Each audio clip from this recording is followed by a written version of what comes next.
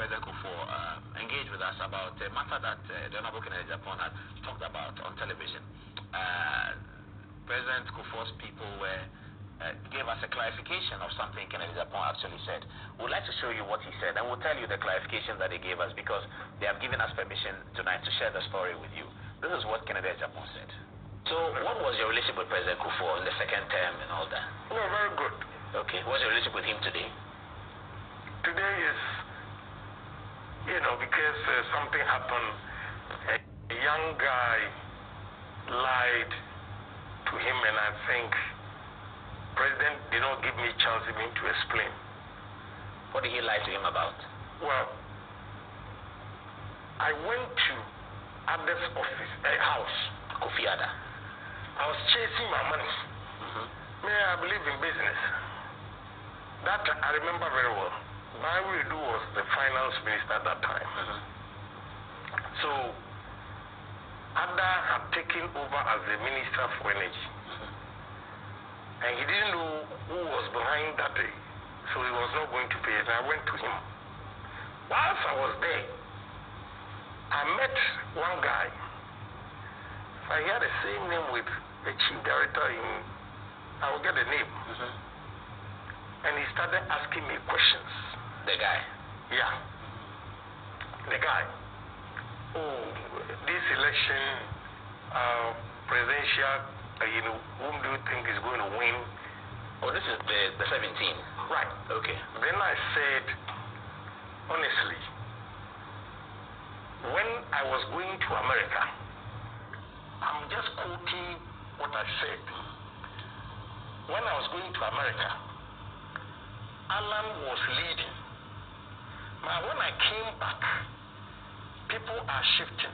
And the reason, I don't even get them because election, you need somebody who can raise funds. That time, Alan had raised about 13 billion. And some people did not even understand why. And they were using that against us. I said, wow. So I said, because of the fundraising, now Nanado is slightly ahead of Alan. That was all. Yeah. Then what did he tell J. Kuffour? Yeah, the guy is called Atuishen. Very bad boy. Atuishen? Yeah, very bad boy. Maybe I know him. I think I know him. Yeah, very bad boy.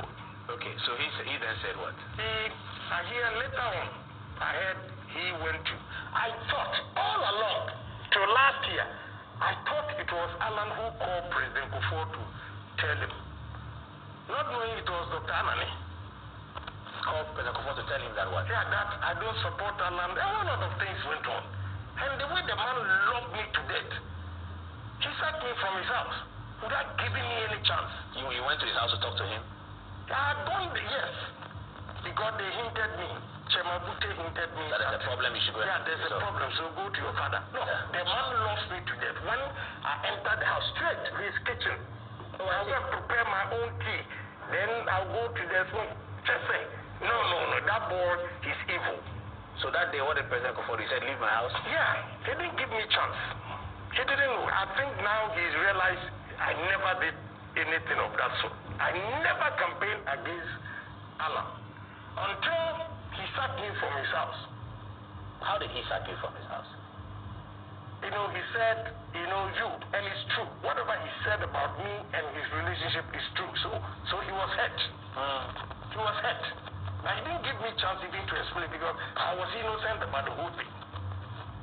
He said, you, small boy, anybody who asks me to give the position, I do it.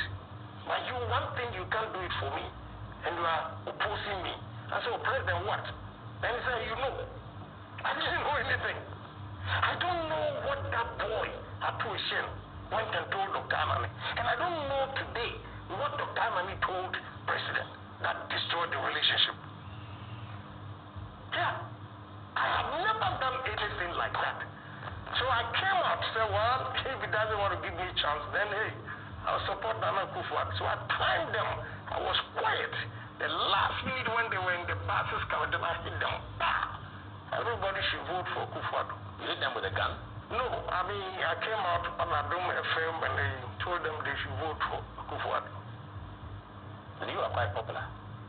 Even that time. Yeah, even that time you were. Yeah, I told them. So that's how come you were standing behind Kuffour when he was giving his speech. Yeah. Okay, so that was the story, the narration that the Honorable Kennedy Agyapong gave to me on Tuesday. People close to J. Kuffour have engaged with us, and they confirm that, and they have given their permission for me to say this. I've also discussed this matter with Honorable Kennedy Agyapong. They confirm that the relationship between the Honorable Kennedy Agyapong and President Kuffour has muddied a little bit. And that, well, those of you watching who have capacity to bring them together, I think both men really love each other. Something happened. There was a misrepresentation.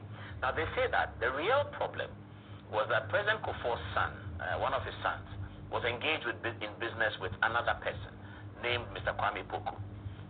It turned out that this Mr. Kwame Poku had, the business didn't go quite well. It ended up in court. So President Kuffour's son took legal action against Mr. Kwame Poku.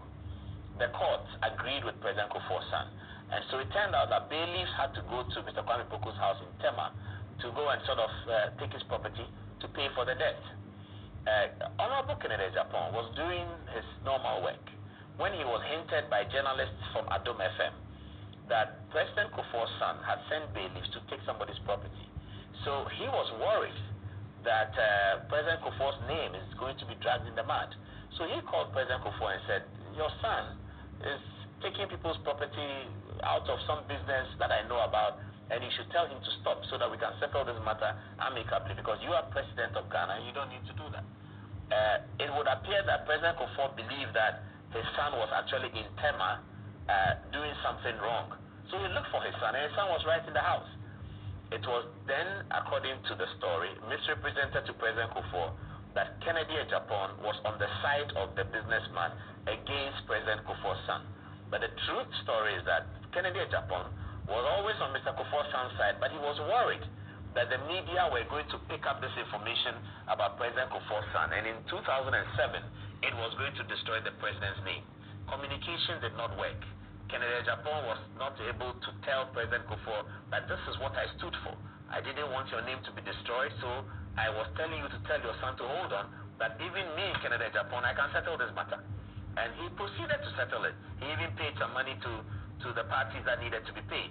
But it looks like President Kuffour's view of the matter, the narration that was given to him, was that Kennedy Agyapong was against his son in this business. So that's what brought the confusion. So they are telling us that the confusion was not so much about politics, but it was about business, and the president was disappointed that Kennedy Agyapong was like his son, a man he knew well, a man he gave access to. When you hear Kennedy Agyapong talking about those things. So they wanted this clarification, so that in his political lifetime, President Kuffour has led the MPP to 2 successful elections. He has supported the MPP's presidential candidate as elected, Nana Addo Dankwa Akufo-Addo, in 2008.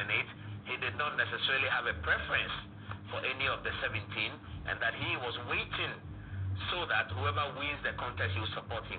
And in 2016, we all saw President Kuffour on the platform campaigning ferociously for President Akufo-Addo. During the election petition court case, we saw President Kuffour campaigning for President Akufo-Addo to win the court case. And of course, in 2016, we saw it.